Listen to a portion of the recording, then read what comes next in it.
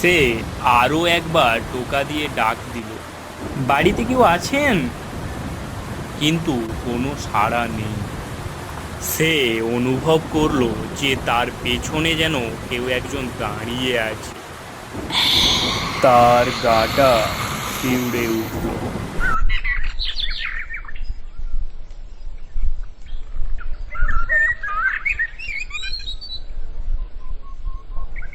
গিন্নি, আমি বেরোলাম। ইনি হলেন নৃপেন্দ্রনাথ। এনার মতো সৎ মানুষ গ্রামে আর দুটো নেই। ইনি পেশায় পিয়ন, যার কাজ এ বাড়ি ও বাড়ি চিঠি বিলি করা।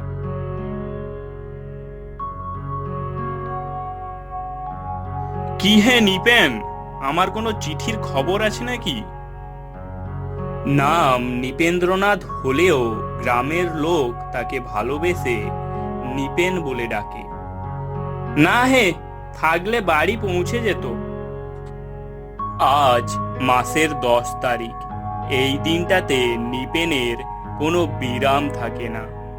খাওয়া দাওয়া করার টাইম পর্যন্ত পায় না সে। কারণ আজকের দিনটাতে পোস্ট অফিসে গাদা গাদা মানি অর্ডার আসে, আর সেই মানি অর্ডারগুলি দিনের দিনেই বাড়ি বাড়ি পৌঁছে দিতে হয়। সেই দিন সারা দুপুর না খেয়ে সে লোকের বাড়ি বাড়ি মানি অর্ডার বিলি করল। শুধুমাত্র একটা রয়ে গেল, কারণ সেই মানি অর্ডারে যে ঠিকানা দেওয়া ছিল তা গ্রাম থেকে অনেক দূরে, আর সেখানে গেলে অন্যান্য মানি অর্ডারগুলোও বিলি করা যেত না। বিকেল 5টায় সে বাড়ি ফিরে এলো। কি গো, দুপুরে এলে না যে? কি খেয়েছো দুপুরে? আমার কি আর সেই ভাগ্য আছে? তুমি তো জানো যে আজ মাসের 10 তারিখ। তার উপরে সাইকেলটাও খারাপ হয়ে গেছে। দুটো ভাত দাও, খেয়ে বের হতে হবে আবার। আবার কোথায় যাবে? একটা মানি অর্ডার রয়ে গেল যে, ঠিকানাটাও গ্রাম থেকে অনেক দূরে। আজ রাতে বের হয়ে পড়তে হবে। কাল সকালে যত তাড়াতাড়ি সম্ভব মানি অর্ডারটা পৌঁছে দিতে হবে। এই বলে সে তাড়াতাড়ি খাওয়ার খেয়ে বেরিয়ে পড়ল। আরে লাইটখানা নিয়ে যাও। না, লাইট লাগবে না, আজ তো পূর্ণিমার রাত। তুমি বরং ছাতাখানা দাও, পশ্চিম দিক দিয়ে খুব শিরশিরে ঠান্ডা বাতাস দিচ্ছে। এই নাও, সাবধানে যেও।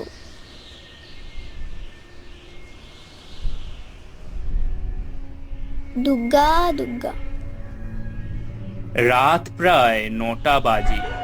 সে তখন গ্রামের শেষ প্রান্তে চলে এসেছে। পথ পুরো ফাঁকা, একটাও জনমানুষের চিহ্ন নেই। দূরের কোথাও ফাঁকা জমি থেকে শেয়াল ও কুকুরের ডাক ভেসে এলো।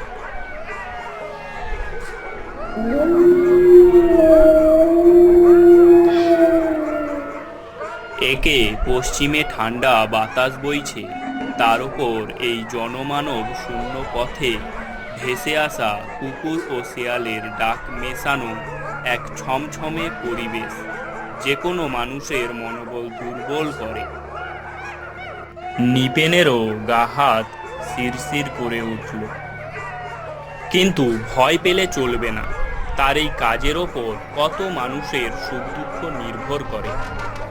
সে এই টাকা পৌঁছে দিলে কারোর বাড়িতে ভাত বসবে, কারোর ছেলে মেয়ে পড়তে পারবে, কারোর বা বাবা মার চিকিৎসা হবে।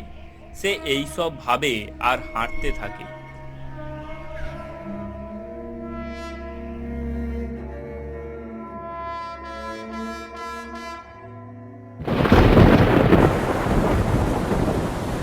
কিছু সময় পর ঝমঝম করে বৃষ্টি শুরু হলো। সে ছাতাটা খুলল। ভাগ্যিস ছাতাটা সঙ্গে এনেছিলাম, না হলে আজ সারা রাত ভিজতে হতো।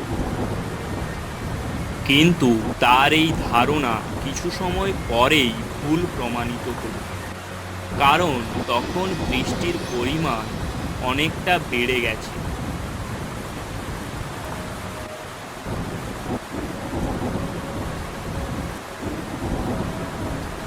সে একটা বড় বটগাছের নিচে এসে দাঁড়ালো। সে বুঝলো বেশি সময় এই বটগাছ তাকে বৃষ্টির হাত থেকে রক্ষা করতে পারবে না। সে এপাশ ওপাশ তাকিয়ে কোথায় ঠাঁই নেওয়া যায় এমন এক জায়গার খোঁজ করছে। এমন সময় তার চোখে পড়ল পুরানো এক জীর্ণ বাড়ি।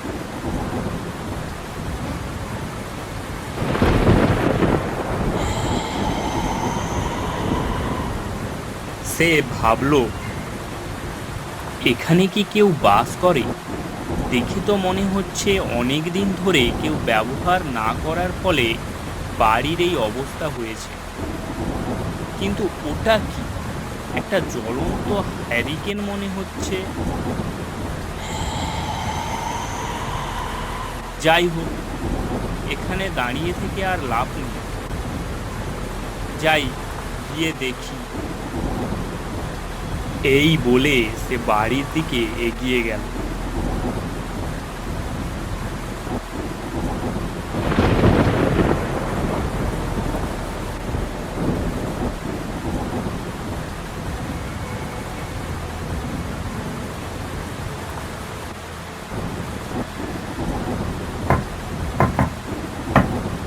বাড়ির কাছে গিয়ে দরজায় টোকা দিয়ে ডাক দিল, বাড়িতে কেউ আছেন?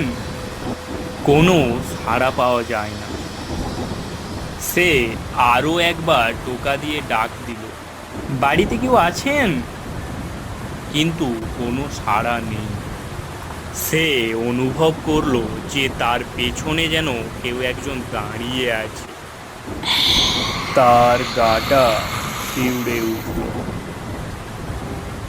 পেছন ঘুরে সে তাকালো, না, সে ছাড়া সেখানে কেউই নেই। তারপর তার চোখ গেল সেই বটগাছটার গোড়ায়, যেখানে সে কিছু সময় আগে দাঁড়িয়েছিল। সেই গাছের নিচে যেন কেউ একটা দাঁড়িয়ে রয়েছে, কিন্তু কে দাঁড়িয়ে রয়েছে তা বোঝবার কোনো উপায় নেই, কারণ তার মুখটা ঘোমটায় ঢাকা। আরে, একটু আগে তো আমি ওখানে ছিলাম, তখন তো আশেপাশে কাউকে দেখলাম না, তবে কে ওটা? নিপেন এই ভেবে সেই বট গাছের দিকে যেতে যাবে, এমন সময় তার পেছন থেকে কেউ বলল, আরে, কোথায় যাচ্ছেন এই বৃষ্টির রাতে? নিপেন চমকে উঠল। পেছনে ঘুরে সে দেখল এক সুন্দরী রমণী দরজা খুলে বাড়ির বাইরে দাঁড়িয়ে আছে। সে বলল, না না, মানে? ঠিক আছে, বুঝেছি। আপনি এই বৃষ্টিতে কোথাও যেতে পারবেন না। আসুন, ভেতরে এসে বসুন। নিপেন কোনো কথা না ভেবে বাড়ির ভেতরে ঢুকে গেল। বসুন এখানে।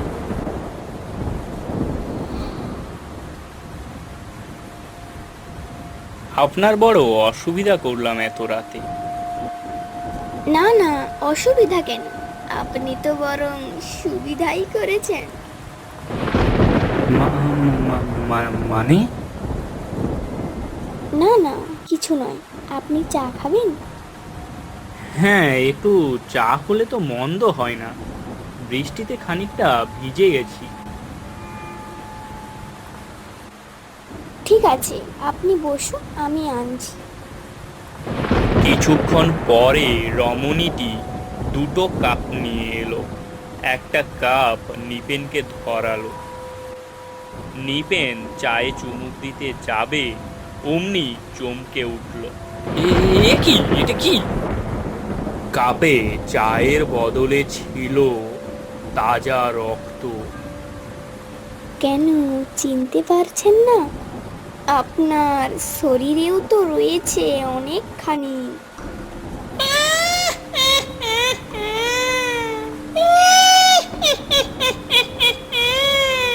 হঠাৎ সেই সুন্দর রমণী রূপ উধাও হয়ে গেল। এখন তার সামনে যে দাঁড়িয়ে আছে সে হলো এক নরপিশাচ। ভয়ে তার শিরদাঁড়া দিয়ে হিমস্রোত বয়ে যায়। সে কাপটা হাত দিয়ে ফেলে প্রাণপণে ছুট দেয়। বৃষ্টিতে রাস্তাঘাট ভেজা, তার মধ্যে সে নিজের প্রাণ রক্ষার তাগিদে কোনো দিকে না দেখে কেবলমাত্র ছুটতে থাকে।